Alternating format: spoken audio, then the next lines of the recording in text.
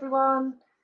Apologies, we left you a couple of minutes longer because I was trying to figure out how I could get the chat to work, but it's not working. So I've asked Ellie to let me know what you are writing in the chat. So if you haven't already, if you could just put 1 or 2 points in answer to the questions that you were discussing at your tables, or anything at all that you were sharing in relation to this topic, then Ellie is going to feed that back to us all. So I'll give you a minute or two, and then Ellie, when they start coming through, if you could just pitch in, please, that would be great.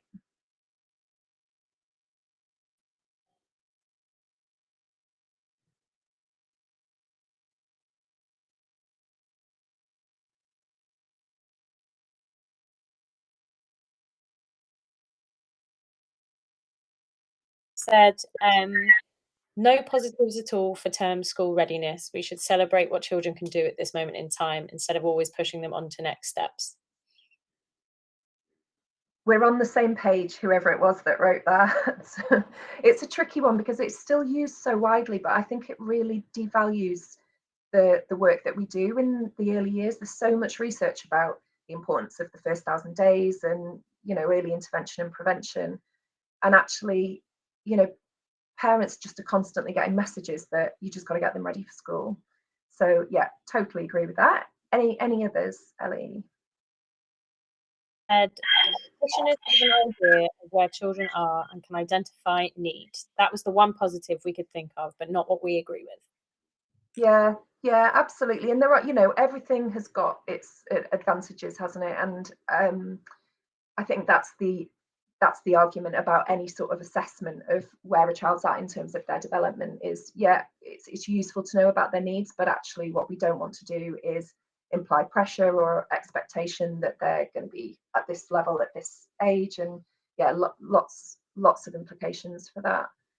There's a really interesting piece of research which I've put in the references for this, which is that parents who teach colours and numbers to their children have got children with poorer language skills than parents who just have naturalistic conversations with them. And I think that's what we would think as our gut feeling. But the vast majority of parents that I see who've got 2-year-olds who aren't talking are still getting the message that actually just teach them colours and numbers, get some flashcards. They really think that that is the most helpful way to bring them on. And that's something that I think we're guilty of by using these terms like school readiness.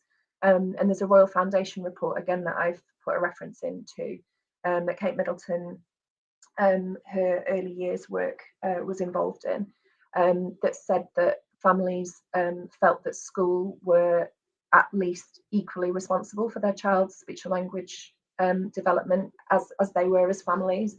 And again, I think that just speaks volumes in terms of the messages that we're giving about what parents should be doing in terms of the whole home learning environment. Ellie, any other comments in the chat there? I've seen schools sent another one, but I'll just go to Gemma. So school readiness detracts from children as individuals and developing at their own rate. It's about social, oh no, I can't say it, pedagogy. Yeah. Round child approach to children and their development.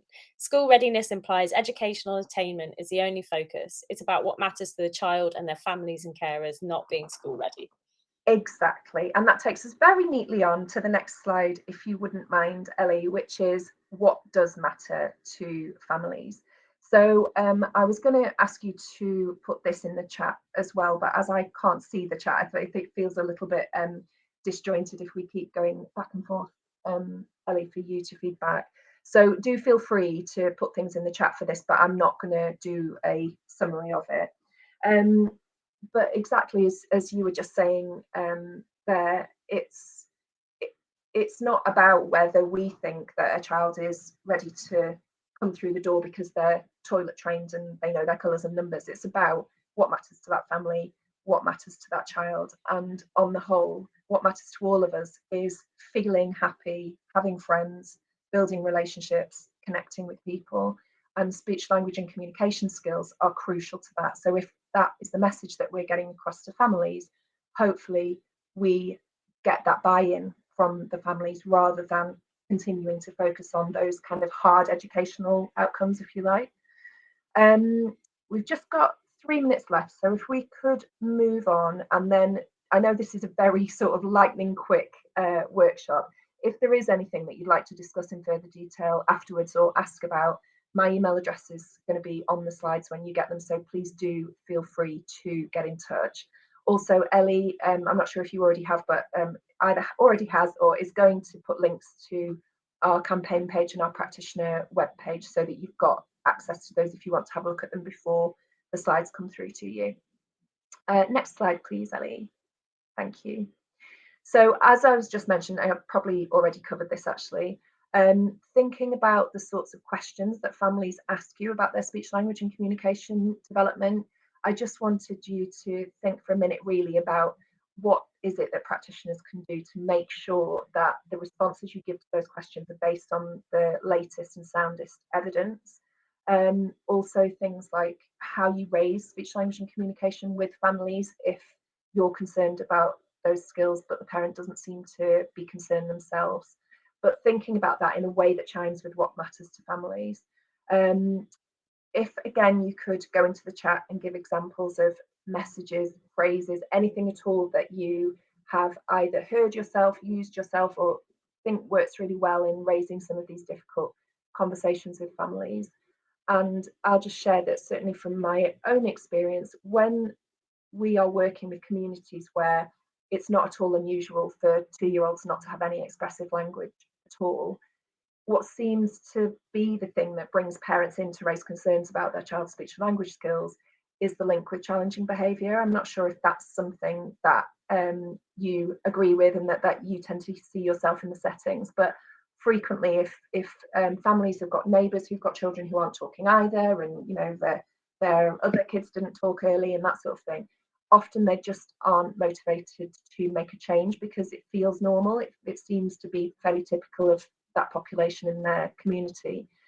But if the child is demonstrating behaviour that's challenging the family because they're frustrated about not being able to communicate, frequently that is what tends to be the motivating factor. So yeah, just interested to hear whether that seems to be something that rings true for you, or if there are other conversations that you're having more often with families about what matters to them and how SLC is related to that. And whilst you're putting those in the chat, just to let you know, we've got a nice resource about the link between speech, language and communication and behaviour on the website that Ellie shared with you too. So again, I'm not going to feed back from the chat because I can't see it myself, so apologies for that. But if we could move on to the next slide, please.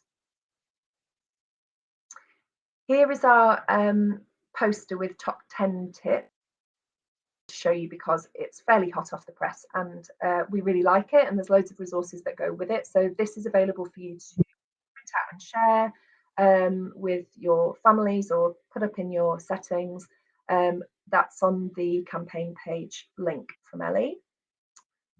Just one more minute. Next, this is a list of all of the resources. Thank you, Ellie. So the campaign page and the practitioner page are those that are linked from the chat.